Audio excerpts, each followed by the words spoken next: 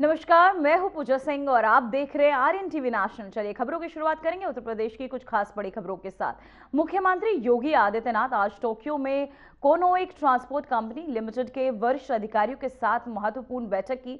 बैठक में कंपनी के senior managing executive officer, executive general manager और सेल्स मैनेजमेंट डिवीजन और डोमेस्टिक बिजनेस के इंचार्ज शिगेकी तानाबे के साथ उनकी ये अहम मीटिंग हुई, जहां टीम ने हिस्सा भी लिया। इस बैठक का उद्देश्य उत्तर प्रदेश में निवेश के अवसरों और लॉजिस्टिक एवं ट्रांसपोर्ट सेक्टर में संभावनाओं पर चर्चा करना था। मुख्यमंत्री योगी आदित्यनाथ ने निवेशकों को राज्य में इंफ्रास्ट्रक्चर और औद्योगिक विकास के क्षेत्र में मौजूद अवसरों से अवगत कराया और आगे सहयोग की संभावनाओं पर भी विचार विमर्श किया।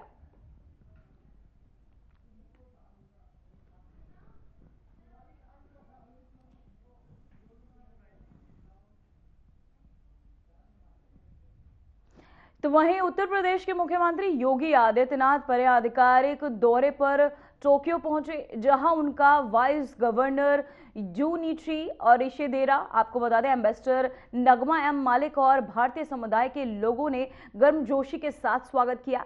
ये दौरा दो देशों के दौरे का हिस्सा होने के साथ साथ मुख्यमंत्री की जापान की पहली यात्रा भी है, जो भारत और जापान के स्ट्रेटेजिक और कल्चरल संबंधों को मजबूत करने का महत्वपूर्ण अवसर है। मुख्यमंत्री ने टोक्यो में कोनोइक ट्रांसपोर्ट कंपनी लिमिटेड और मित्सुबिशी एंड कंपनी के सीनियर अधिकारियों के साथ महत्वपूर्ण बैठकों में हिस्सा लिया। इन बैठकों में उन्होंने उत्तर प्रदेश में निवेश के अवसर, इंफ्रास्ट्रक्चर प्रोजेक्ट्स और उद्योगों में संभावनाओं पर विस्तार से चर्चाएं की।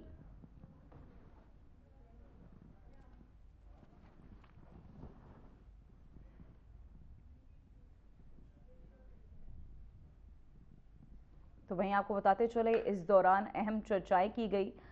ये सीएम योगी आदित्यनाथ का पहला जापान दौरा भी बताया जा रहा है, जहां इस दौरान उत्तर प्रदेश के मुख्यमंत्री योगी आदित्यनाथ अपने आधिकारिक दौरे पर टोक्यो पहुंचे, जहां इस दौरे के दौरान उन्होंने इंफ्रास्ट्रक्चर मजबूती को लेकर, अहम प्रोजेक्ट्स को लेकर चर्चाएं की। तो वहीं बड़ी खबर सामने आ रही है, जहां मार्च में होगा जेवर एयरपोर्ट का उद्घाटन। पीएम मोदी करेंगे भव्य उद्घाटन। एशिया का सबसे बड़ा एयरपोर्ट नोएडा जेवर में तैयार परियोजनाएं। तो वहीं आपको बताते चले, इस दौरान नोएडा जेवर में परियोजनाएं तैयार हो चुके हैं। नोएडा में जेवर इंटरनेशनल एयरपोर्ट का मार्च 2026 में उद्घाटन होगा।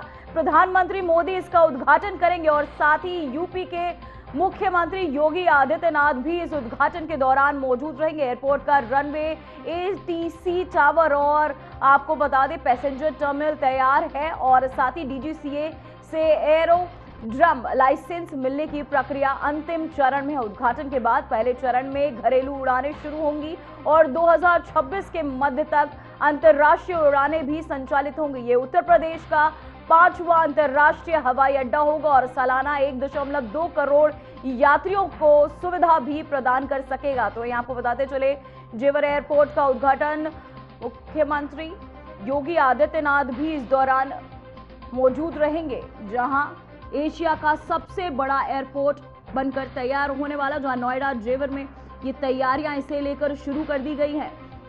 साथ ही आपको बताते चले, मार्च में होगा जेवर एयरपोर्ट का उद्घाटन। पीएम मोदी करेंगे इसका भव्य उद्घाटन। एशिया का सबसे बड़ा एयरपोर्ट नोएडा जेवर में तैयार परियोजना है, जहां नोएडा में जेवर इंटरनेशनल एयरपोर्ट का मार्च 2026 में उद्घाटन होगा। प्रधानमंत्री मोदी इसका उद्घाटन करेंगे। साथ ही यूपी के मुख्यमंत्री योगी आदित्यनाथ भी इस दौरान मौजूद रहेंगे। एयरपोर्ट का रनवे, एटीसी टावर और पैसेंजर टर्मिनल तैयार है और डीजीसीए के से आपको बता दें एरोड्रम लाइसेंस मिलने की प्रक्रिया अंतिम चरण में है। उद्घाटन के बाद पहले चरण में घरेलू उड़ानें शुरू होंगी और 2026 के मध्य तक अंतर्राष्ट्रीय उड़ानें भी संचालित होंगी। ये उत्तर प्रदेश का 5वां अंतर्राष्ट्रीय हवाई अड्डा होगा और सालाना 1.2 करोड़ यात्रियों की सुविधा भी प्रदान कर सकेगा।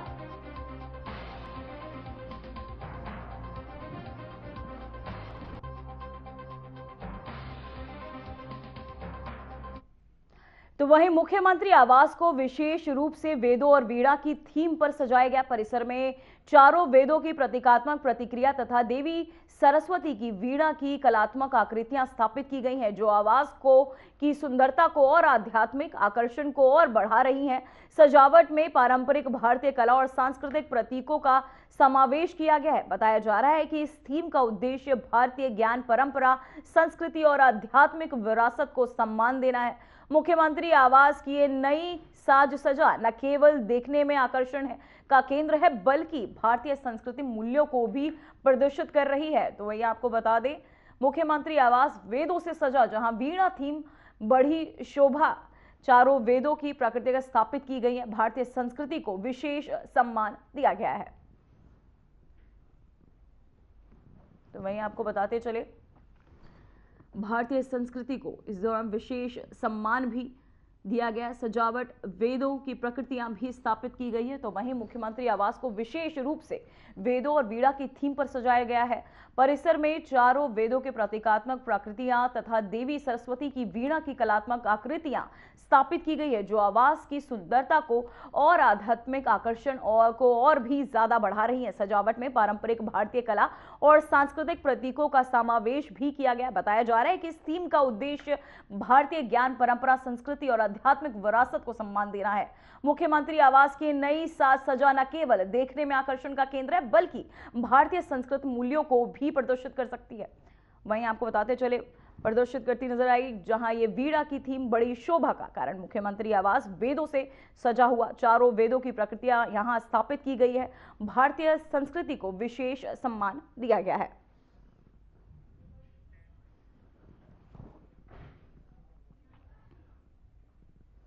तो वहीं खबर गाजियाबाद से है, जहां यशोदा मेडिसिटी में एआई पावर्ड ICU के उद्घाटन समारोह में केंद्रीय स्वास्थ्य मंत्री जेपी नड्डा ने कहा कि प्रधानमंत्री नरेंद्र मोदी के नेतृत्व में AI और डिजिटल को बनाने के लिए हमें हेल्थ केयर सर्विस को भी डिजिटल रूप देना होगा। हमारी सरकार तकनीक से परिवर्तन की ओर तेजी से आगे बढ़ रही है। तो वहीं आपको बता दें, गाजियाबाद से खबर सामने आ रही है, जहां लगातार नई योजनाएं देखने को मिल रही। AICU का भी बता दें, ICU का भी उद्घाटन किया गया। जेपी नड्डा ने यह उद्घाटन किया। वहीं सेवाओं को डिजिटल बनाना जरूरी, उन्होंने कहा। इस बात का प्रयास किया कि हम आर्टिफिशियल इंटेलिजेंस और डिजिटल इंडिया को अगर बनाना है तो हेल्थ केयर सर्विसेज को भी डिजिटली जोड़ना पड़ेगा। और इसीलिए 2017 के हमारे जो हेल्थ पॉलिसी आई, उसमें हमने कमिटमेंट किया कि हम हेल्थ केयर इंफ्रास्ट्रक्चर को और उसके आउटकम्स को इंप्रूव करने के लिए डिजिटल इंडिया की दृष्टि से डिजिटल हेल्थ केयर फैसिलिटीज को हम जोड़ेंगे और टेक्नोलॉजी के माध्यम से उसको हम ड्राइविंग फोर्स बनाएंगे और टेक्नोलॉजी से हम ट्रांसफॉर्मेशन की ओर ले जाएंगे। इस बात का हमने प्रयास किया। आज हम ये भी कह सकते हैं कि डिजिटली हेल्थ केयर इकोसिस्टम को क्रिएट करने का एक बहुत बड़ी पहल भारत की सरकार ने की है। निश्चित रूप से ये टर्शरी हेल्थ केयर सेंटर है। यहाँ टर्शरी की दृष्टि से high quality delivery, health care delivery का ये एक अनूठा व्यवस्था है और एक अनुपम व्यवस्था है जो यहाँ पर खड़ी की गई है।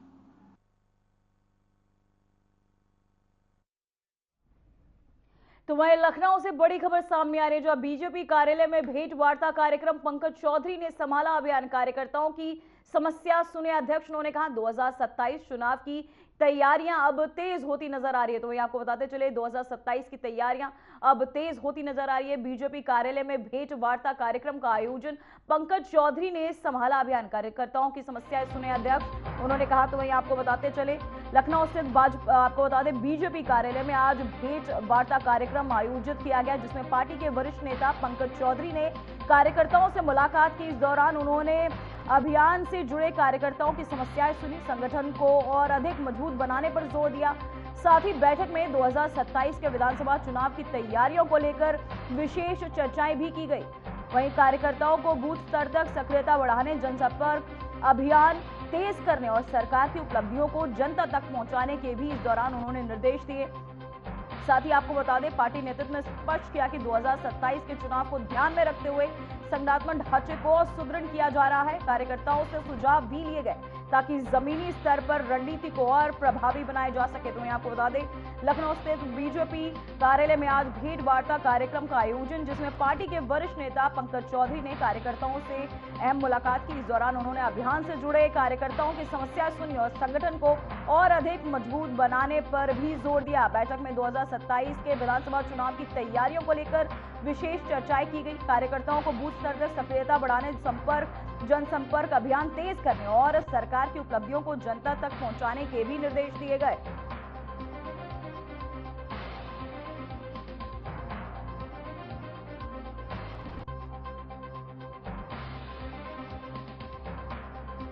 तो वहीं आपको बताते चले, पार्टी नेतृत्व ने स्पष्ट किया कि 2027 के चुनाव को ध्यान में रखते हुए संगठनात्मक ढांचे को और सुदृढ़ किया जा रहा है। कार्यकर्ताओं से सुझाव भी लिए गए ताकि जमीनी स्तर पर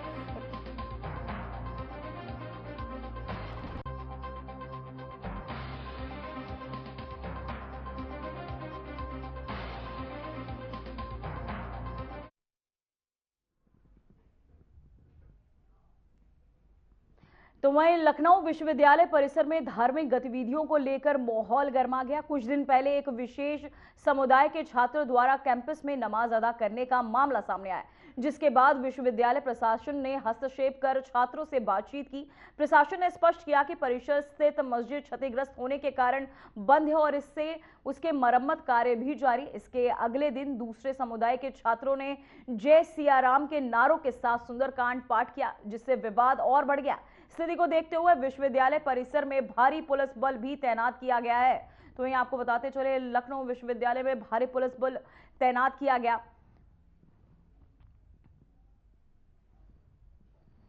तो वहीं आपको बता दें,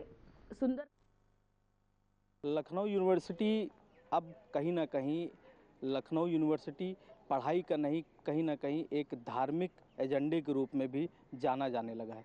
अगर बात की जाए, लखनऊ यूनिवर्सिटी में 20 फरवरी को हुई एक ऐसी घटना जो कि कहीं ना कहीं आज एक धार्मिक रूप ले चुकी है। जिस तरीके से अगर बात की जाए, 20 फरवरी को मेरे पीछे आप तस्वीरों में देख सकते हैं, लाल बारादरी के नाम से ये जगह मशहूर है, जिस पे कुछ इस विशेष लोगों ने नमाज पढ़ी थी और उसका जो वीडियो है वो वायरल हुआ, जिसका संज्ञान लखनऊ यूनिवर्सिटी प्रॉक्टेरियल बोर्ड ने लिया। और उसके बाद ये जो पूरी जगह है जहाँ पर स्टूडेंट्स आमतौर पर पढ़ाई करने के दौरान यहाँ पर बैठते थे, लेकिन अभी फ़िलहाल वो एक छावनी में तब्दील है। पुलिस ने पूरी तरीके से बैरिकेड किया हुआ है। और अगर बात की जाए इस पूरी बिल्डिंग की, तो बिल्डिंग पर साफ तौर पर ये लिखा हुआ है कि यह भवन क्षतिग्रस्त एवं असुरक्षित है, भवन में प्रवेश एवं अन्य गतिविधियां करना प्रतिबंधित है। साफ तौर पर लखनऊ विश्वविद्यालय की अगर बात की जाए, तो लखनऊ विश्वविद्यालय ने इसको रेनोवेशन के लिए इस पर बोर्ड लगाया था। और कहीं ना कहीं अगर एक विशेष वर्ग की बात की जाए, तो नमाज पढ़ने के दौरान वो यहाँ पर बाहर की तरफ उसने नमाज पढ़ी और नमाज पढ़ने के दौरान एक वीडियो वायरल हुआ, जिस पे साफ तौर पर एक जो अगर बात की जाए जिस तरीके से, तो एक जो प्रदर्शन एक बड़ा हो गया। और अगर जिस तरीके से बात की जाए, तो लगातार आज 24 तारीख है और लगातार 3 दिन हो चुके हैं और प्रदर्शन कहीं ना कहीं उग्र हो गया है। बात की जाए यहाँ पर जिस तरीके से एक विशेष समुदाय द्वारा एक हनुमान चालीसा का पाठ किया गया या फिर जय श्री राम के नारे लगाए गए, तो कहीं ना कहीं साफ तौर पर लखनऊ विश्वविद्यालय में एक धार्मिक अगर बात की जाए तो धार्मिक तौर पर भी कहीं ना कहीं लखनऊ विश्वविद्यालय जाना जाने लगा। अब ऐसे में तमाम अगर बात की जाए लखनऊ विश्वविद्यालय परिसर बोर्ड की अगर बात की जाए, तमाम पुलिसकर्मियों की बात की जाए, तो सभी जो चीज़ें हैं उनसे निपटने के लिए लगातार तैयार भी नज़र आ रहा है। तो वहीं एक और बड़ी खबर सामने आ रही है, जो बरसाना में आज लठमार होली। प्रशासन ने सुरक्षा के किए पुख्ता इंतजाम, बरसाना को नो व्हीकल जोन में किया घोषित। वहीं बरसाना की सुर्खियां बरसाएंगी लाठियां। तो वहीं आपको बता दें, कृष्ण राधा की लीलाओं से जुड़ी लठमार होली ब्रज क्षेत्र में प्रसिद्ध तीर्थ स्थल बरसाना में पारंपरिक लठमार होली का आयोजन किया जा रहा है। इस अनूठे उत्सव को लेकर प्रशासन ने व्यापक और पुख्ता सुरक्षा इंतजाम किए। भारी भीड़ को देखते हुए बरसाना को नो व्हीकल जोन घोषित किया गया है ताकि श्रद्धालुओं को पर्यटकों की आवाजाही सुरक्षित रूप से हो सके, ताकि लठमार होली में बरसाना की सखियां नंदगांव से आए और हुरियारों पर प्रतीकात्मक रूप से लाठियां बरसाती हैं। ये परंपरा भगवान श्री कृष्ण और राधा की लीलाओं से जुड़ी मानी जाती है और सदियों से भी चली आ रही है। उत्सव के दौरान बड़ी संख्या में देश विदेश से श्रद्धालु और पर्यटक बरसाना पहुंचते हैं। प्रशासन ने सुरक्षा बलों की तैनाती, सीसीटीवी निगरानी और यातायात प्रबंधन के विशेष प्रबंध भी किए। तो वहीं आपको बताते चले, बरसाना में लठमार होली का आयोजन। इसी खबर पर ज्यादा जानकारी के साथ हमारे संवाददाता धर्मेंद्र चौधरी जुड़ चुके हैं। धर्मेंद्र, मैं जानना चाहूंगी, बरसाना में लठमार होली को लेकर प्रशासन ने किस तरह के पुख्ता इंतजाम किए हैं? मंडल के तीर्थ स्थल बरसाना में जी, लठमार होली का अपना अलग विशेष महत्व है। पूरे देश और दुनिया में बरसाने की लठमार होली में जानी जाती है। लठमार होली को लेकर जिला प्रशासन ने सुरक्षा के कड़े इंतजाम किए हैं। पूरे बरसाना क्षेत्र को 9 जोन और 15 सेक्टर में बांटकर बड़ी संख्या में पुलिस और पीएससी के जवान तैनात किए गए हैं। सीसीटीवी कैमरे और ड्रोन कैमरे से भी पूरे बरसाना क्षेत्र को निगरानी रखी जा रही है। श्री कृष्ण प्रिया राधा की जन्मस्थली बरसाना में जब नंदगांव के हुरियारे कृष्ण राधा रूपी बरसाने की गोपियों के साथ लठमार होली खेलेंगे, इसको लेकर सुरक्षा के कड़े इंतजाम किए गए हैं। पूरे बरसाना क्षेत्र को 9 व्हीकल जोन घोषित किया गया है। वहीं ट्रैफिक भी डाइवर्ट किया गया है। कुल मिलाकर बरसाना क्षेत्र में सुरक्षा के कड़े इंतजाम को देखते हुए भारी संख्या में पुलिस बल तैनात किया गया है। डीआईजी व आगरा रेंज के कमिश्नर भी इस सुरक्षा व्यवस्था की पूरी तरह से चाक चौबंद होकर निगरानी कर रहे हैं। जी धर्मेंद्र, भारी भीड़ को देखते हुए बरसाना को 9 व्हीकल जोन घोषित करने का यह निर्णय कितना प्रभावी साबित होगा? जी, निश्चित रूप से बरसाना में लगभग 25 लाख से अधिक श्रद्धालु बरसाना की लठमार होली को देखने के लिए आते हैं। बरसाना की लठमार होली का अपना अलग विशेष महत्व है। जिला प्रशासन द्वारा 9 व्हीकल जोन घोषित करने के बाद निश्चित रूप से यहाँ भीड़ के सैलाब को नियंत्रण करने में काफी मदद मिलेगी। वहीं भीड़ तोड़ने के भी कड़े इंतजाम किए गए हैं।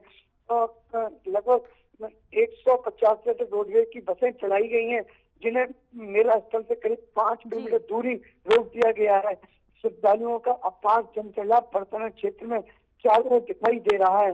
जिला प्रशासन सुरक्षा व्यवस्था की कमान पूरी मुस्तैदी से संभाले हुए है।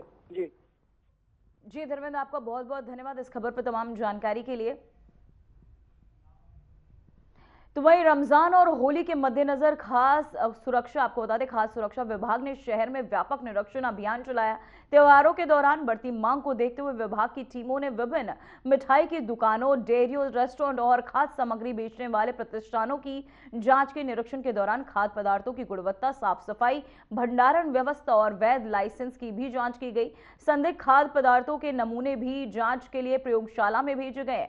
खाद्य सुरक्षा विभाग के अधिकारियों ने व्यापारियों को मिलावट से बचने और गुणवत्ता मानकों का पालन करने के भी निर्देश दिए। विभाग ने स्पष्ट किया कि त्योहारों के दौरान मिलावटखोरी या नियमों के उल्लंघन पर सख्त कार्रवाई भी की जाएगी।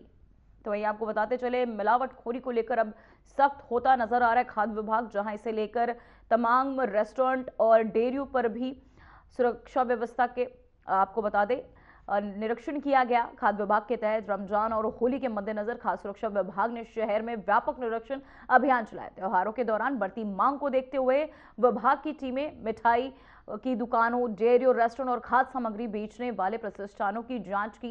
निरीक्षण के दौरान खाद्य पदार्थों की गुणवत्ता, साफ सफाई, भंडारण व्यवस्था और वैध लाइसेंस की जांच की गई।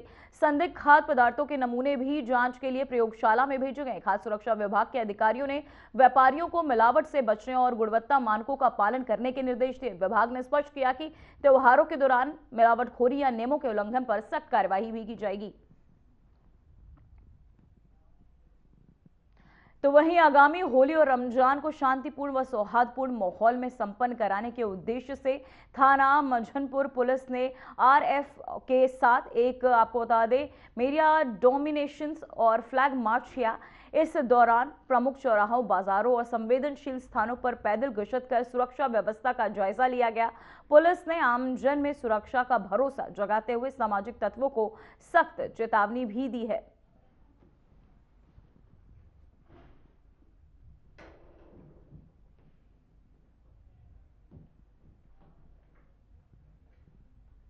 तो वहीं अवैध प्लॉटिंग के खिलाफ हापुड़ पिलकुआ विकास प्राधिकरण ने एक बार फिर बड़ी कार्यवाही करते हुए बुलडोजर चलाया। प्राधिकरण ने थाना गढ़मुक्तेश्वर क्षेत्र में अलग अलग स्थानों पर विकसित की जा रही अवैध कॉलोनियों पर ध्वस्तीकरण की कार्यवाही की। प्राधिकरण के अनुसार करीब 74 आपको बता दें 54,500 वर्ग मीटर क्षेत्र में फैली 4 अवैध कॉलोनियों को ध्वस्त किया गया। बुलडोजर की कार्यवाही शुरू होते ही भूमाफियाओं में हड़कंप मच गया। प्राधिकरण सचिव सचिन ने स्पष्ट कहा कि जिले में अवैध कॉलोनियों को किसी भी सूरत में बर्दाश्त नहीं किया जाएगा। उन्होंने चेतावनी देते हुए कहा कि या तो अवैध कॉलोनियों को स्वयं समाप्त करें या फिर प्राधिकरण से विधिवत नक्शा पास कराएं। प्राधिकरण ने कहा कि भविष्य में भी अवैध निर्माण और प्लॉटिंग के खिलाफ अभियान लगातार जारी रहेगा।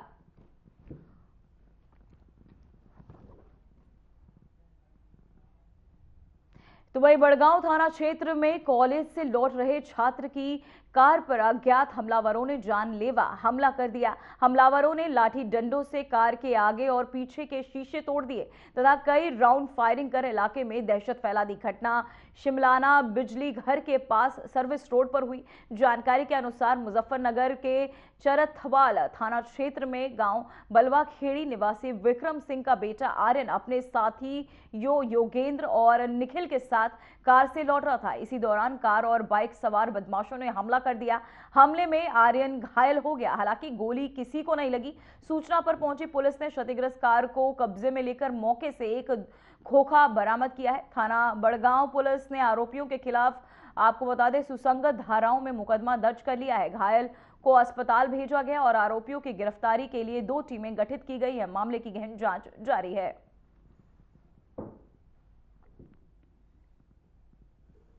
आज शाम करीब 4 बजे के आसपास थाना बड़गांव पुलिस को सूचना मिली कि शिमलाना बिजली घर के पास फायरिंग हुई है। पुलिस तत्काल मौके पर पहुंची तो ज्ञात हुआ कि योगेंद्र पुत्र देवेंद्र निवासी दलेड़ी नाम के व्यक्ति अपने 3 साथियों के साथ शिमलाना से लौट रहे थे। उसी दौरान निखिल पुत्र सुरेश निवासी ननेड़ा खुर्द थाना बड़गांव नाम के व्यक्ति ने अपने कुछ साथियों के साथ मिलकर इन पर जानलेवा हमला किया, मारपीट की तथा गाड़ी के शीशों में भी तोड़फोड़ की और फायरिंग भी की और लेकिन किंतु ये फायरिंग करने के बाद वहाँ से फरार हो गए और पुलिस को वहाँ से एक खोखा भी बरामद हुआ है। पुलिस ने तत्काल जो घायल थे उन्हें उपचार के लिए भेजा है और इनकी धरपकड़ के लिए 2 टीमें गठित कर दी गई हैं। पुलिस शीघ्र ही इन्हें गिरफ्तार कर आवश्यक विधिक कार्रवाई करेगी।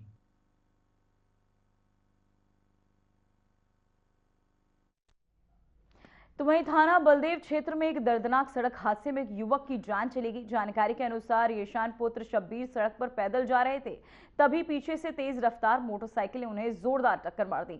टक्कर इतनी भीषण थी कि वह गंभीर रूप से घायल होकर सड़क पर गिर पड़े। पूरी घटना पास के में लगे सीसीटीवी कैमरे में कैद हो गई, जिसका वीडियो अब सामने आया। सूचना मिलते ही पुलिस मौके पर पहुंची और घायल येशान को तत्काल सामुदायिक स्वास्थ्य केंद्र पहुंचाया गया। जहां चिकित्सकों ने जांच के बाद उन्हें मृत घोषित कर दिया। पुलिस ने शव को कब्जे में लेकर आपको बता दें पोस्टमार्टम के लिए भेज दिया और मामले की जांच शुरू कर दी है।